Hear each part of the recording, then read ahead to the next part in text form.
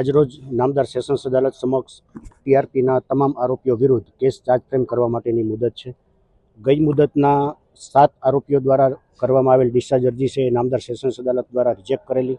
એ જ વખતે નામદાર અદાલત દ્વારા સૂચના આપવામાં આવેલી કે તમામ આરોપીઓએ આજે કેસ ચાર્જ ફ્રેમ કરવા માટે સહકાર આપવા માટે નામદાર સેશન્સ અદાલતમાં હાજર રહેવું.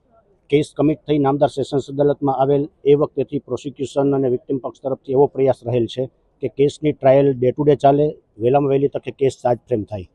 આરોપીઓએ કોઈને કોઈ બહાના હેઠળ શરૂથી અંત સુધીનું પ્રોસિડિંગ જોવામાં આવે તો પ્રથમ જામીન અરજીઓ કરેલી, એ વખતે મુદત માગવામાં આવેલી. અમારી ડે ટુ ડેની એપ્લિકેશન હતી, એમાં સહકાર આપવાની જગ્યાએ એનો વિરોધ કરવામાં આવેલો.